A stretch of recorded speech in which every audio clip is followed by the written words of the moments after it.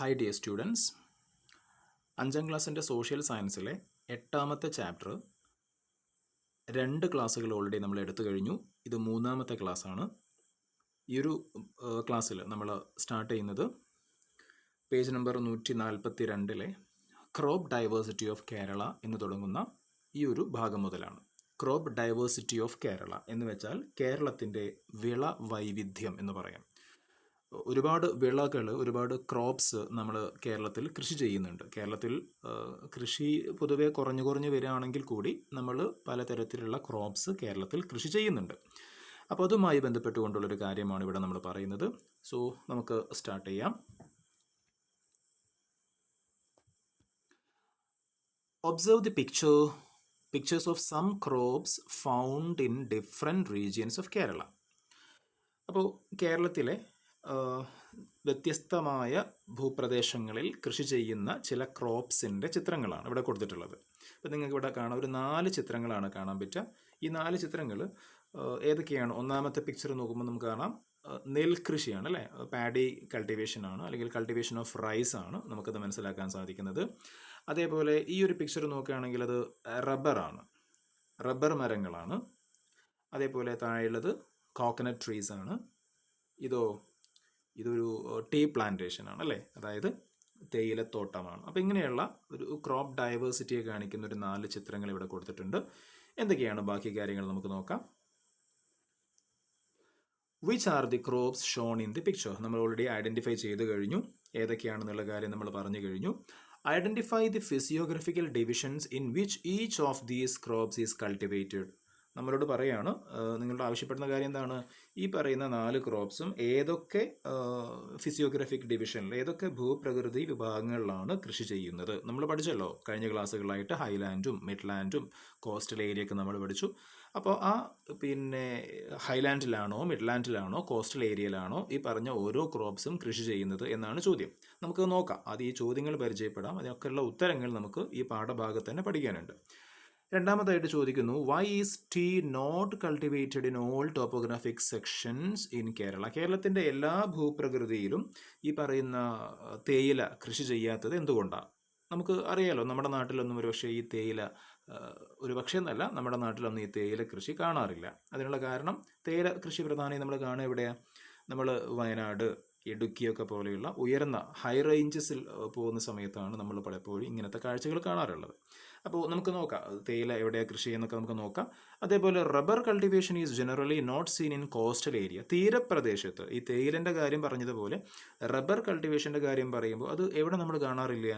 Coastal ഏരിയയിൽ, തീരപ്രദേശത്ത് അത്തരം മേഖലകളിൽ നമ്മൾ റബ്ബർ കൾട്ടിവേഷൻ കാണാറില്ല. So what could be the reason? എന്തായിരിക്കും ഇതിനൊക്കെയുള്ള കാരണം? അപ്പോൾ ഓരോ പ്രദേശങ്ങളിലാണ്, എല്ലായിടത്തും നമ്മൾ കൃഷി ചെയ്യാറില്ല എന്ന് നമുക്ക് മനസ്സിലായി, അല്ലേ? അപ്പോൾ എന്തൊക്കെയാണ് നമുക്ക് നോക്കാം. The agriculture of each region, important ശ്രദ്ധിക്കേണ്ട കാര്യമാണ്. The agriculture of each region is related to its physiography, climate. അതായത് ഒരു പ്രദേശത്തെ കൃഷി എന്ന് പറയുന്നത് അവിടുത്തെ ഫിസിയോഗ്രഫി, അവിടുത്തെ ക്ലൈമറ്റ്, അവിടുത്തെ ഭൂപ്രകൃതിയും അവിടുത്തെ കാലാവസ്ഥയുമായി ബന്ധപ്പെട്ടിരിക്കുന്നു. അതേപോലെ തന്നെ സോയിൽ, മണ്ണ്, അല്ലേ? ഇറിഗേഷൻ ഫെസിലിറ്റീസ്, ജലസേചന സൗകര്യങ്ങൾ, and altitude from sea level, സമുദ്രനിരപ്പിൽ നിന്നുള്ള ആ പ്രദേശത്തിൻ്റെ ഉയരം also contribute to the cultivation. അപ്പോൾ കൃഷിയെ സ്വാധീനിക്കുന്ന ഘടകങ്ങളാണ് ഈ പറഞ്ഞതെല്ലാം. Physiography, climate, soil, irrigation facilities, altitude from sea level, ഒരു പ്രദേശത്തിൻ്റെ ഉയരം. ഓക്കെ, ഇങ്ങനെയുള്ള എല്ലാ കാര്യങ്ങളും എന്തിനെ സ്വാധീനിക്കുന്നുണ്ട്? കൾട്ടിവേഷനെ സ്വാധീനിക്കുന്നുണ്ട്, കൃഷിയെ സ്വാധീനിക്കുന്നുണ്ട്. ഇതിനൊക്കെ അനുസരിച്ച് കൊണ്ടുള്ള ക്രോപ്സ് ആയിരിക്കും ഓരോ പ്രദേശത്തും കൃഷി ചെയ്യുക. Tea is extensively cultivated in areas like Munnar, Peerumedu in Idukki district, Meppadi and Vythiri in Wayanad district, Ponmudi in Thiruvananthapuram district.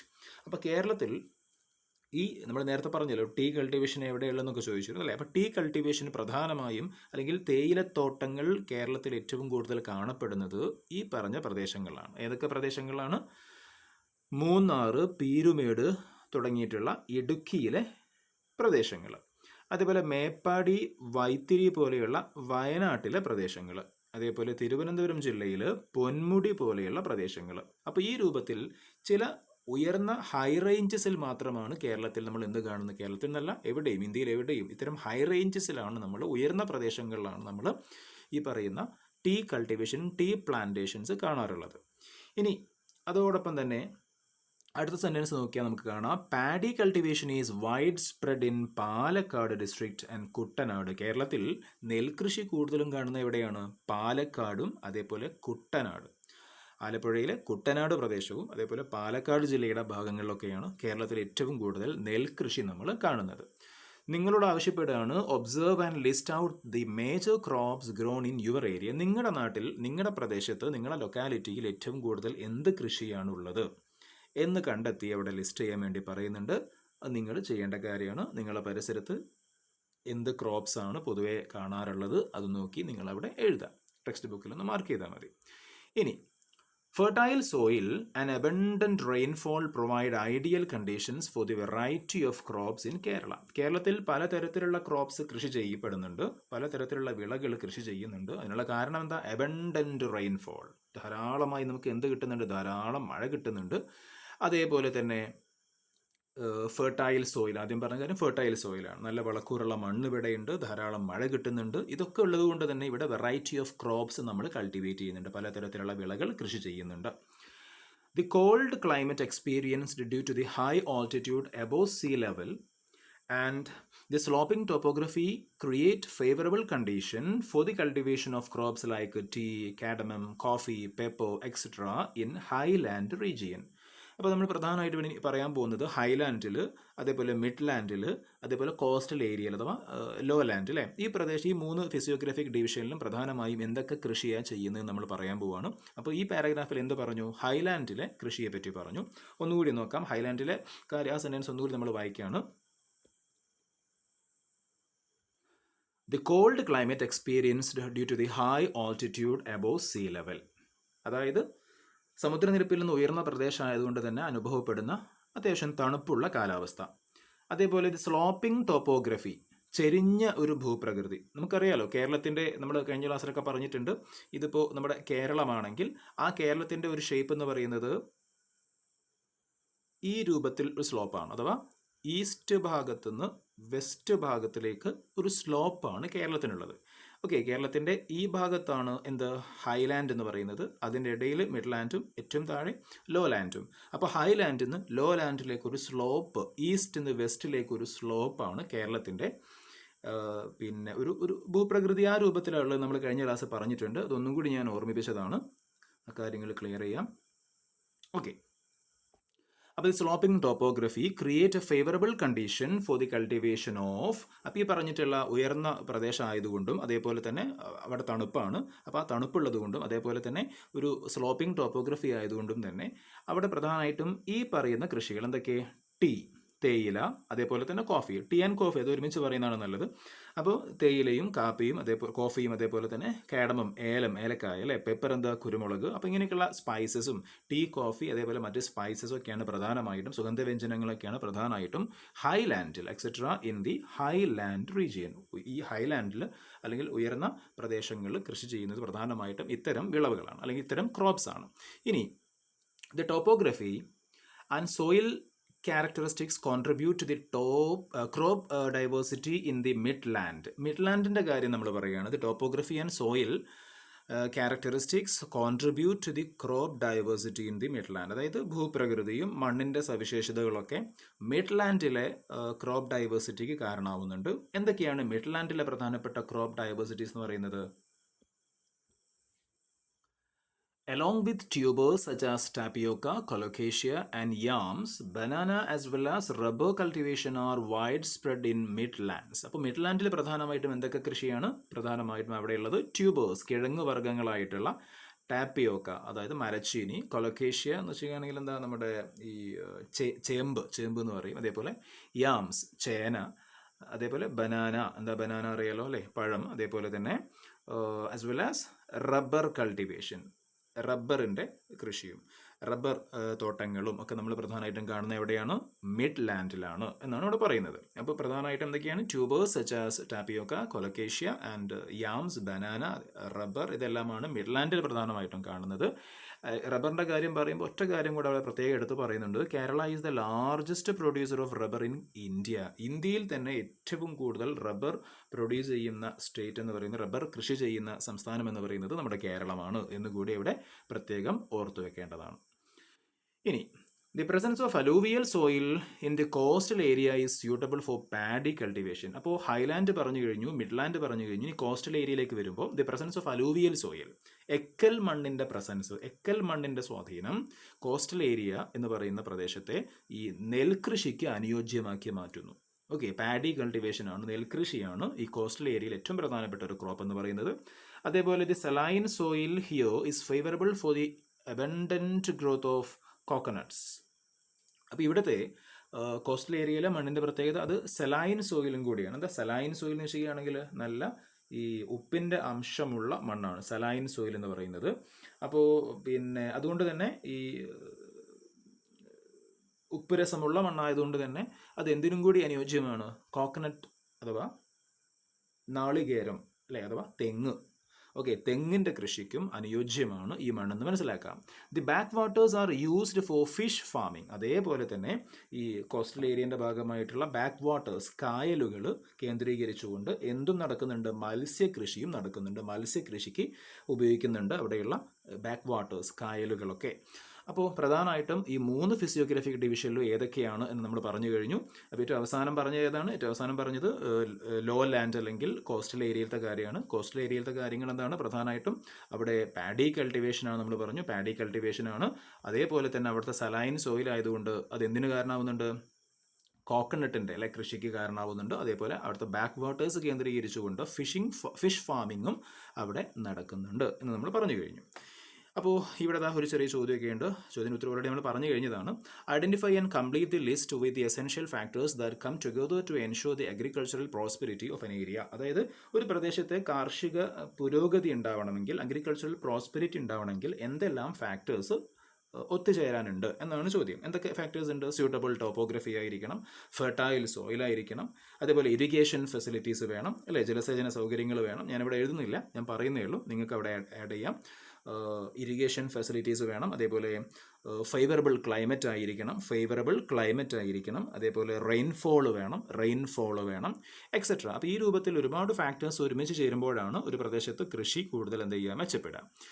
ഇനി അടുത്ത പാരഗ്രാഫിലേക്ക് പോകുമ്പോൾ agricultural practices of an area are formulated in tune with the prevailing climate, soil, rainfall in each physiographic division.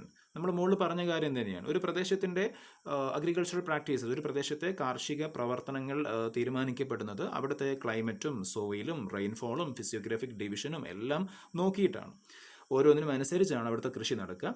Many of the festivals in Kerala are closely related to weather and topography. കേരളത്തിലെ പല ആഘോഷങ്ങളും പലപ്പോഴും ഇത്തരത്തിൽ കാലാവസ്ഥയുമായി ബന്ധപ്പെട്ട, ഭൂപ്രകൃതിയുമായി ബന്ധപ്പെട്ട ആഘോഷങ്ങളാണ്. അപ്പോൾ നിങ്ങൾ ഉദാഹരണം ഇവിടെ പറയുന്നുണ്ട്, do you know that Onam is A harvest festival. നിങ്ങളോട് ചോദിക്കുകയാണ്, നിങ്ങൾക്ക് ഓണം അല്ലേ, എല്ലാവർക്കും അറിയാലോ ഓണം എന്നുള്ള കാര്യം പ്രത്യേകിച്ച് മലയാളിയോട് പറയേണ്ട കാര്യമില്ല. ഈ ഓണം എന്ന് പറയുന്നത് എന്താണ്? ഒരു ഹാർവസ്റ്റ് സീസൺ ആണ് എന്ന കാര്യം നിങ്ങൾക്ക് അറിയാമോ എന്ന് ചോദിക്കുകയാണ്.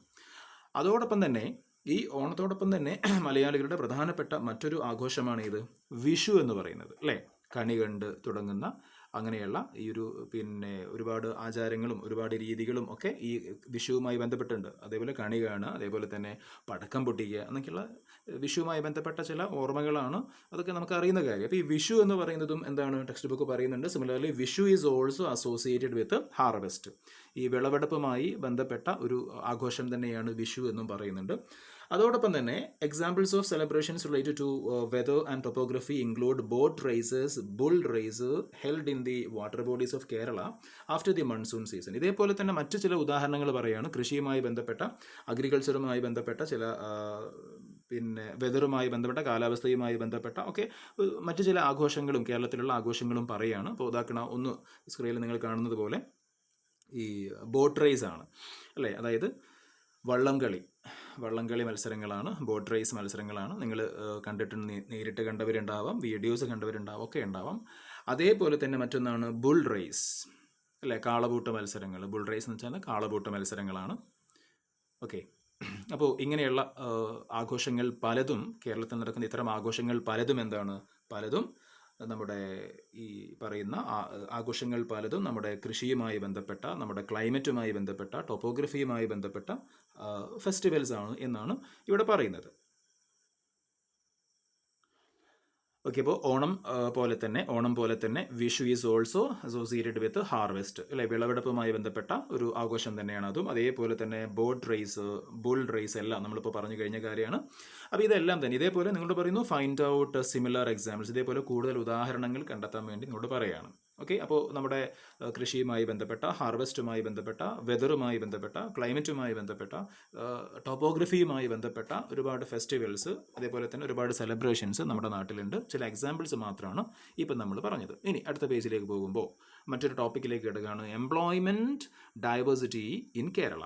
കേരളത്തിലെ തൊഴിൽ വൈവിധ്യം എന്ന് പറയാം, എംപ്ലോയ്മെൻറ്റ് ഡൈവേഴ്സിറ്റി.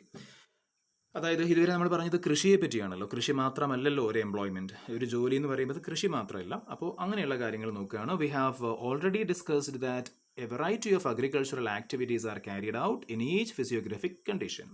നമ്മൾ ഓൾറെഡി പറഞ്ഞു കഴിഞ്ഞു എന്ത്, ഒരുപാട്, അല്ലേ, ഓരോ ഫിസിയോഗ്രഫിക് ഡിവിഷനുമായി ബന്ധപ്പെട്ട് ഒരുപാട് തരത്തിലുള്ള വൈവിധ്യമാർന്ന കാർഷിക പ്രവർത്തനങ്ങളെ പറ്റി നമ്മൾ പറഞ്ഞു കഴിഞ്ഞു.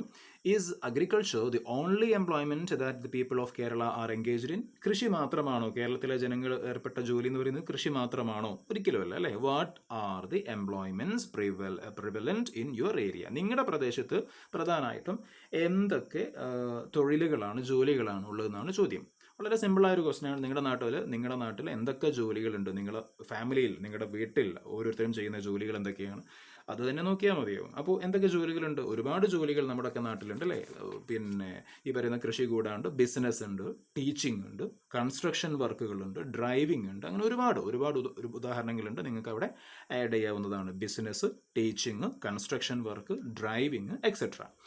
Okay, along with progress in agriculture, advancements in other fields of work are important to improve the living conditions of people. അതായത് ഈ കൃഷിയുടെ പുരോഗതിയോടൊപ്പം തന്നെ, കൃഷി മാത്രം പോരല്ലോ, കൃഷിയുടെ കൂടെ തന്നെ along with progress in agriculture, കൃഷി മെച്ചപ്പെടുന്നതിന് കൂടെ തന്നെ എന്തും വേണം, advancements in other field of work are important to improve the living condition of people. ജനങ്ങളെ ജീവിതം കൂടുതൽ മെച്ചപ്പെടണമെങ്കിൽ കൃഷിയോടൊപ്പം തന്നെ മറ്റ് തൊഴിൽ മേഖലകളും എന്താവാനുണ്ട്, മെച്ചപ്പെടാനുണ്ട്. Natural resources and human resources play an important role in determining the progress of the people of a region. ഒരു പ്രദേശത്തെ ജനങ്ങളുടെ ജീവിതം കൂടുതൽ മെച്ചപ്പെടണമെങ്കിൽ, ജനങ്ങൾക്ക് കൂടുതൽ പ്രോഗ്രസ് ഉണ്ടാവണമെങ്കിൽ അവിടെ natural resources and human resources, ആ പ്രദേശത്തെ പ്രകൃതി വിഭവങ്ങളും അതേപോലെ മനുഷ്യ വിഭവത്തിനും വലിയ പങ്കുണ്ട്. പ്രകൃതി വിഭവം എന്ന് പറയുമ്പോൾ എന്താ, നാച്ചുറൽ റിസോഴ്സസ് എന്താ, പ്രകൃതിയിലുള്ള ഒരുപാട് വിഭവങ്ങളുണ്ട്. അപ്പോൾ മണ്ണായാലും വെള്ളമായാലും മണ്ണിനടിയിലുള്ള സ്വർണ്ണ നിക്ഷേപമായിക്കോട്ടെ, അല്ലെങ്കിൽ ഇരുമ്പിൻ്റെ നിക്ഷേപമായിക്കോട്ടെ, പെട്രോളിയം ആയിക്കോട്ടെ, ഇതെല്ലാം നാച്ചുറൽ റിസോഴ്സസ് ആണ്. ഹ്യൂമൻ റിസോഴ്സ് എന്ന് പറയുമ്പോൾ മനുഷ്യ വിഭവമാണ്. ഈ മനുഷ്യ വിഭവം ഉണ്ടെങ്കിലേ നാച്ചുറൽ റിസോഴ്സ് ഉണ്ടായിട്ട് കാര്യമുള്ളൂ. അപ്പോൾ ഏറ്റവും പ്രഷ്യസ് ആയിട്ടുള്ള റിസോഴ്സ് എന്ന് പറയുന്നത് ഹ്യൂമൻ റിസോഴ്സ് ആണ്. അപ്പോൾ ധാരാളം മനുഷ്യന്മാരുണ്ടായിട്ട് കാര്യമില്ല, അവർക്ക് പ്രോപ്പർ എഡ്യൂക്കേഷനുള്ള, പ്രോപ്പർ ഹെൽത്ത് കെയർ പ്രൊവൈഡ് ചെയ്ത് നല്ല ട്രെയിനിങ് കൊടുത്ത് നല്ല റിസോഴ്സ് ആക്കി അവരെ മാറ്റണം. അപ്പോഴാണ് ഒരു ഹ്യൂമൻ റിസോഴ്സ് ആയി മാറുക. അതൊക്കെ നിങ്ങൾ വലിയ ക്ലാസ്സിൽ പഠിക്കും. അപ്പോൾ നാച്ചുറൽ റിസോഴ്സും അതേപോലെ ഹ്യൂമൻ റിസോഴ്സും ഒരു പ്രദേശത്തുള്ള ഒരു നാട്ടിലുള്ള ജനങ്ങളുടെ ജീവിതം കൂടുതൽ മെച്ചപ്പെടുത്താൻ, അവർക്ക് കൂടുതൽ പ്രോഗ്രസ് ഉണ്ടാവാൻ വലിയ പങ്ക് വഹിക്കുന്നുണ്ട്. എന്തൊക്കെ? നാച്ചുറൽ റിസോഴ്സസും ഹ്യൂമൻ റിസോഴ്സസും, പ്രകൃതി വിഭവങ്ങളും മനുഷ്യ വിഭവവും. The work culture of each region has been formed according to the topography, climate of that region. ഒരു പ്രദേശത്തിൻ്റെ വർക്ക് കൾച്ചർ എന്ന് പറയുന്നത്, അല്ലേ, അതായത് ഒരു പ്രദേശത്തിൻ്റെ തൊഴിൽ സംസ്കാരം എന്ന് പറയുന്നത് എന്തിനെ ആശ്രയിച്ചിരിക്കും? ആ പ്രദേശത്തിൻ്റെ ടോപ്പോഗ്രഫിയെ, ആ പ്രദേശത്തിൻ്റെ ക്ലൈമറ്റിനെ ആശ്രയിച്ച്. നമ്മൾ നേരത്തെ അഗ്രികൾച്ചറിൻ്റെ കാര്യം പറഞ്ഞല്ലോ.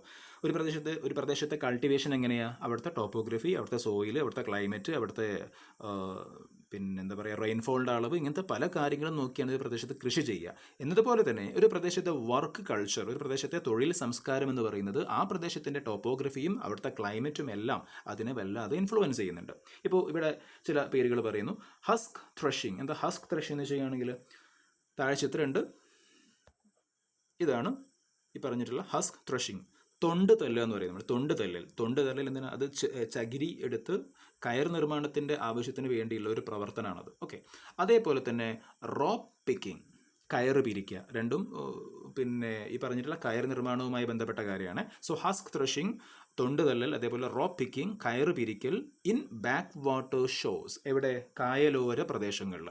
അതുപോലെ paddy cultivation and duck rearing in Kuttanad, കുട്ടനാട്ടിലെ നെൽകൃഷിയും അതേപോലെ തന്നെ താറാവ് വളർത്തൽ, അല്ലേ, താറാവ് വളർത്തലൊക്കെ. ഇതൊക്കെ എന്തിന് എക്സാമ്പിൾ, ഈ പറഞ്ഞിട്ടുള്ള കാര്യങ്ങൾക്ക് എക്സാമ്പിൾ. ഒരു പ്രദേശത്തെ ക്ലൈമറ്റ്, ആ പ്രദേശത്തെ ടോപ്പോഗ്രഫി, അവിടുത്തെ വർക്ക് കൾച്ചറിന്, അവിടുത്തെ തൊഴിൽ സംസ്കാരത്തെ ഇൻഫ്ലുവൻസ് ചെയ്യുന്നുണ്ട് എന്നതിനുള്ള എക്സാമ്പിൾസ് അപ്പോൾ പറഞ്ഞത്. ഓക്കെ, ഇപ്പോൾ husk threshing and rope picking in back waters shows, കായലോര പ്രദേശങ്ങളിൽ ഈ പറയുന്ന ജോലികളും, അതേപോലെ തന്നെ പാഡി കൾട്ടിവേഷനും ഡക്ക് റിയറിംഗ് ഒക്കെ ഇവിടെ കുട്ടനാട് പോലുള്ള പ്രദേശങ്ങളും, അങ്ങനെ ഓരോ പ്രദേശത്തിന് ചേർന്ന രൂപത്തിലുള്ള ജോലികൾ ആ പ്രദേശത്ത് പിന്നെ ഉണ്ടാവും. Observe the images given below, താഴെ ചില ചിത്രങ്ങൾ കാണാം നിങ്ങൾക്ക്. മൺപാത്രങ്ങൾ ഉണ്ടാക്കുന്നതുണ്ട്, നെൽകൃഷിയുണ്ട്, അതേപോലെ അല്ലെ ഫിഷിങ് കാണാം, അതേപോലെ ടീ പ്ലാന്റേഷനിൽ സ്ത്രീകൾ ജോലി ചെയ്യുന്നതുണ്ട്, നമ്മൾ പറഞ്ഞിട്ടുള്ള തൊണ്ട് തള്ളലുണ്ട്, അതേപോലെ തന്നെ റബ്ബർ ഉണ്ട്. അപ്പോൾ കുറേ എംപ്ലോയ്മെൻറ്റ് ആൻഡ് ഫിസിയോഗ്രഫി എന്നുള്ള ഒരു ക്യാപ്ഷൻ കൊടുത്തുകൊണ്ട്, തൊഴിലും ഭൂപ്രകൃതി എന്നുള്ള ഒരു ഹെഡിങ് കൊടുത്തുകൊണ്ട് കുറേ ചിത്രങ്ങൾ ഇവിടെ കാണാം നിങ്ങൾക്ക്. ഓരോ ടോപ്പോഗ്രഫിക്ക്, ഓരോ ഫിസിയോഗ്രഫിക്ക് ചേർന്നുകൊണ്ടുള്ള എംപ്ലോയ്മെൻറ്റ് ആ പ്രദേശത്തുണ്ടാവും. List out the employments mentioned in the picture in tune with appropriate physiographic divisions. അപ്പോൾ അതുമായി ബന്ധപ്പെട്ടുകൊണ്ട് ഒരു ആക്ടിവിറ്റി ഇവിടെയുണ്ട്. ഓരോ ഫിസിയോഗ്രഫിക് ഡിവിഷൻ, നമ്മൾ ഒരുപാട് ചിത്രങ്ങൾ അവിടെ കാണിച്ചല്ലോ. ഇതിൽ ഹൈലാൻഡിൽ വരുന്ന എംപ്ലോയ്മെൻറ്റ്സ് ഏതൊക്കെയാണ്, മിഡ്ലാൻഡിൽ വരുന്ന എംപ്ലോയ്മെൻറ്റ്സ് ഏതൊക്കെയാണ്, കോസ്റ്റൽ ഏരിയയിൽ വരുന്ന എംപ്ലോയ്മെൻറ്റ്സ് ഏതൊക്കെയാണ്, ഞാനിവിടെ എഴുതുന്നില്ല, ഞാൻ ജസ്റ്റ് പറയാം. അപ്പോൾ ഹൈലാൻഡിൽ വരുന്ന എംപ്ലോയ്മെൻറ്റ്സ് എന്ന് പറയുന്നത്, അല്ലെങ്കിൽ ഹൈലാൻഡിൽ വരുന്ന പ്രധാനപ്പെട്ട പിന്നെ കൃഷികൾ എന്നൊക്കെ പറയുന്നത്, ഈ ചിത്രത്തിൽ നിങ്ങൾക്ക് കാണാമല്ലോ, ഒന്ന് ഒരു ടീ, അല്ലേ, ടീ പ്ലാന്റേഷൻ കാണുന്നുണ്ട്. അപ്പോൾ അതുമായി ബന്ധപ്പെട്ട ടീ ഫാക്ടറികൾ അല്ലെങ്കിൽ ടീ പ്ലാന്റേഷനുമായി ബന്ധപ്പെട്ട ജോലികളൊക്കെ എവിടെ വരും, ഈ പറയുന്ന ഹൈലാൻഡിൽ വരും. അപ്പോൾ ഹൈലാൻഡിന് നേരെ നിങ്ങൾക്ക് എഴുതാം ടീ, അവിടെ കോഫി ഇല്ലെങ്കിലും കോഫി നിങ്ങൾക്ക് എഴുതാം. അതേപോലെ റബ്ബർ എഴുതാം, ടീ, കോഫി, റബ്ബർ എന്ന് എംപ്ലോയ്മെൻറ്റിന് നേരെ എഴുതുക. ഹൈലാൻഡിന് നേരെ എംപ്ലോയ്മെൻറ്റിന് താഴെ എന്ത് ചെയ്താൽ ടീ, കോഫി, റബ്ബർ. അതേപോലെ മിഡ്ലാൻഡിലാണെങ്കിൽ നമുക്ക് അവിടെ കോക്കനട്ട്, റബ്ബർ അവിടെയും നമുക്ക് പറയാം കേട്ടോ. മിഡ്ലാൻഡിൽ കോക്കനട്ട്, റബ്ബർ, പാഡി കൾട്ടിവേഷൻ. ഇനി കോസ്റ്റൽ ഏരിയ ആണെങ്കിലോ, അവിടെ കോസ്റ്റൽ ഏരിയയിൽ നമുക്ക് പറയാനുള്ളത് ഫിഷിങ്, അതേപോലെ പാഡി കൾട്ടിവേഷൻ അവിടെയും പറയാം. ഓക്കെ, അപ്പോൾ ഹൈലാൻഡിലും മിഡ്ലാൻഡിലും റബ്ബർ വരുന്നുണ്ട്, മിഡ്ലാൻഡിലും കോസ്റ്റൽ ഏരിയയിലും പാഡി കൾട്ടിവേഷനും വരുന്നുണ്ട്. അപ്പോൾ ഈ രൂപത്തിൽ നമുക്ക് അവിടെ കൂടുതൽ ആഡ് ചെയ്യാം. ആ ചിത്രം നോക്കി നിങ്ങൾക്ക് അവിടെ കൂടുതൽ ആഡ് ചെയ്യാവുന്നതാണ്. അപ്പോൾ ഓരോ ഫിസിയോഗ്രഫിക് ഡിവിഷൻ അനുസരിച്ചും എംപ്ലോയ്മെൻറ്റിൽ മാറ്റങ്ങൾ വരുന്നുണ്ട് നമുക്ക് മനസ്സിലാക്കാം. Advancements in education, improved socio-infrastructure conditions and modern technology in Kerala have led to positive changes in employments people engaged in. അതായത് കേരളത്തിൽ വിദ്യാഭ്യാസ രംഗത്ത് ഒരുപാട് പുരോഗതി ഉണ്ടായിട്ടുണ്ട്. അതേപോലെ തന്നെ സോഷ്യോ ഇൻഫ്രാസ്ട്രക്ചേർഡ് കണ്ടീഷൻസ് ഒരുപാട് മെച്ചപ്പെട്ടിട്ടുണ്ട്. സാമൂഹിക ഭൗതിക സാഹചര്യങ്ങളൊക്കെ ഒരുപാട് മെച്ചപ്പെട്ടിട്ടുണ്ട്, വളർന്നിട്ടുണ്ട്. ടെക്നോളജി, മോഡേൺ ടെക്നോളജി, അല്ലെ, ആധുനിക സാങ്കേതിക വിദ്യ ഒരുപാട് വളർന്നിട്ടുണ്ട്. ഇതെല്ലാം കേരളത്തിൽ തൊഴിലുമായി ബന്ധപ്പെട്ട് അല്ലെങ്കിൽ പിന്നെ എംപ്ലോയ്മെൻറ്റുമായി ബന്ധപ്പെട്ടുകൊണ്ട് ഒരുപാട് മാറ്റങ്ങൾ അനുദിനം ഉണ്ടാക്കിക്കൊണ്ടിരിക്കുന്നുണ്ട്. അതായത് നമ്മൾ നേരത്തെ പറഞ്ഞ കൃഷിയും പിന്നെ ടോപ്പോഗ്രഫിയും അതേപോലെ ക്ലൈമറ്റും എല്ലാം ഒരു പ്രദേശത്തിൻ്റെ കൃഷിയെ, ഒരു പ്രദേശത്തിൻ്റെ എംപ്ലോയ്മെൻറ്റിനെ ഇൻഫ്ലുവൻസ് ചെയ്യുന്നുണ്ടെന്ന് പറഞ്ഞല്ലോ. അപ്പോൾ അതിലുപരി ഈ ടെക്നോളജിയും ഒരുപാട് പുരോഗതിയൊക്കെ ഉണ്ടായതുകൊണ്ട് തന്നെ നമുക്ക് എന്തും എവിടെയും കൃഷി ചെയ്യാനൊക്കെ എന്ത് പറ്റും. അതേപോലെ ജോലി, ഇപ്പോൾ പണ്ട് ഈ തീരപ്രദേശത്തുള്ള ആൾക്കാർ പ്രധാനമായിട്ടും ഫിഷിങ്ങിലാണ്, മത്സ്യബന്ധനം എന്ന് പറയുന്ന ഒരു തൊഴിലിലാണ് ഏർപ്പെട്ടിരുന്നതെങ്കിൽ ഇന്ന് അങ്ങനെയല്ല. ഇന്ന് നമുക്ക് അവിടെയുള്ള ആളുകൾ തന്നെ മറ്റു പല ജോലികളും ചെയ്യുന്നുണ്ട്. അപ്പോൾ ഒരുപാട് പുരോഗതി കാര്യത്തിലൊക്കെ ഉണ്ടായിട്ടുണ്ട്. എങ്കിലും അതിൻ്റെ ഒരു ജനറൽ ആയിട്ടുള്ള കാര്യങ്ങൾ മാത്രമാണ് നമ്മൾ നേരത്തെ പറഞ്ഞത്. കേരള ആൻഡ് നാച്ചുറൽ ഡിസാസ്റ്റേഴ്സ്, അടുത്ത ഹെഡിങ് ആണ് കേരള ആൻഡ് നാച്ചുറൽ ഡിസാസ്റ്റേഴ്സ്. കേരളവും പ്രകൃതി ദുരന്തങ്ങളും എന്നാണ് അർത്ഥമാക്കുന്നത്. നമുക്കറിയാം കേരളത്തിൽ ഈ അടുത്ത് വലിയ പ്രകൃതി ദുരന്തങ്ങൾക്കൊക്കെ സാക്ഷ്യം വഹിച്ച ആളുകളാണ് നമ്മൾ, അല്ലേ. അപ്പോൾ കേരളവും പ്രകൃതി ദുരന്തങ്ങൾ നമുക്ക് നോക്കാം. We have seen that Kerala's natural beauty and favourable climate make people's lives easier. കേരളത്തിൻ്റെ പ്രകൃതി ഭംഗിയും അതേപോലെ അനുകൂലമായ കാലാവസ്ഥയും ഒക്കെ ഇവിടുത്തെ നമ്മുടെ ജനജീവിതം വളരെ സുഗമമാക്കുന്നുണ്ട് എന്ന് മനസ്സിലാക്കിയ കാര്യമാണ്. ബട്ട് സംടൈംസ്, അതേസമയം നാച്ചുറൽ ഡിസാസ്റ്റേഴ്സ് ആൻഡ് കലാമിറ്റീസ് ഒക്കെ, അതേസമയത്ത് കേരളത്തിൽ എന്തുണ്ടാവുന്നുണ്ട്, പ്രകൃതി ദുരന്തങ്ങൾ, അല്ലേ, പ്രകൃതി ദുരന്തങ്ങൾ, പ്രകൃതിക്ഷോഭങ്ങൾ ഇടയ്ക്കുണ്ടാവാറുണ്ട്. Kerala has a physiography with many ecologically vulnerable area. കേരളത്തിൻ്റെ പ്രത്യേകത എന്താ? കേരളത്തിൻ്റെ പ്രത്യേകതയാണ് ഇപ്പോൾ പറഞ്ഞത്. Kerala has a physiography with many ecologically vulnerable area. അതായത് പരിസ്ഥിതി ദുർബല പ്രദേശങ്ങൾ, ഇക്കോളജിക്കലി വൾണറബിൾ ഏരിയ എന്ന് വെച്ച് കഴിഞ്ഞാൽ പരിസ്ഥിതി ദുർബലമായ വളരെ വീക്ക്, ഇക്കോളജിക്കലി ഫ്രജൈൽ ആയിട്ടുള്ള, വളരെ പരിസ്ഥിതി ലോലമായ, പരിസ്ഥിതി ദുർബലമായ പ്രദേശങ്ങൾ ധാരാളം കേരളത്തിലുണ്ട്. Apart from the crisis caused by human intervention, some natural calamities also harm the living world. അപ്പോൾ മനുഷ്യന്മാരുടെ പ്രവർത്തനങ്ങൾ മൂലം ഉണ്ടാകുന്ന ചില പ്രശ്നങ്ങളൊക്കെ ഉണ്ട്. അത് കൂടാതെ തന്നെ പ്രകൃതി ദുരന്തങ്ങളും ഈ ഇവിടുത്തെ ജീവലോകത്തെ വളരെ ദോഷകരമായി, ഹാനികരമായി ബാധിക്കുന്നുണ്ട്. ചില ചിത്രങ്ങൾ താഴെ കൊടുത്തിട്ടുണ്ട്, നമുക്ക് കാണാം. ഒന്നാമത്തെ ചിത്രം എന്ന് പറയുന്നത് എന്ത് ചിത്രമാണ്? അതെ, ഫ്ലഡാണ് അല്ലേ, നമ്മളെല്ലാം എക്സ്പീരിയൻസ് ചെയ്തിട്ടുള്ള ഒന്നാണ്. ഒരു വെള്ളപ്പൊക്കത്തിൻ്റെ ഫ്ലഡിൻ്റെ ചിത്രമാണ്. രണ്ടാമത്തേതാണെങ്കിൽ ഒരു ലാൻഡ് സ്ലൈഡാണ്. ഓക്കെ, അപ്പോൾ രണ്ട് പിക്ചേഴ്സ് ഉണ്ട്. Images related to natural calamities are given. List out the natural disasters to life, property and the environment. Complete the list. അപ്പോൾ നിങ്ങളോട് പറയാൻ ഇതേപോലത്തെ പ്രകൃതി ദുരന്തങ്ങളുടെ ഒരു ലിസ്റ്റ് തയ്യാറാക്കാൻ പറയുകയാണ്, പ്രധാനമായിട്ടും കേരളത്തിൽ ഉണ്ടാകുന്നതും അല്ലാത്തതൊക്കെ. അപ്പോൾ ഇവിടെ സൈക്ലോൺ നമുക്ക് പറയാം. എന്താ സൈക്ലോൺ? രണ്ട് ഉദാഹരണങ്ങളുണ്ട്. സൈക്ലോൺ എന്ന് പറയുമ്പോൾ ചുഴലിക്കാറ്റാണ്, ഇടയ്ക്ക് കേരള തീരത്ത് ഉണ്ടാകുന്നതാണ്. കേരളത്തിൻ്റെ പ്രത്യേകത അറിയാലോ, കേരളം അറബിക്കടലിനോട് ചേർന്നുള്ള പ്രദേശമായതുകൊണ്ട് തന്നെ ചുഴലിക്കാറ്റുകൾ ഇടയ്ക്കിടയ്ക്ക് ഉണ്ടാവാറുണ്ട്. വൈൽഡ് ഫയർ, കാട്ടുതീയാണ്, വേനൽക്കാലത്ത് സംഭവിക്കുന്നതാണ്. കാട്ടുതീ ഉണ്ടാവാറുണ്ട്.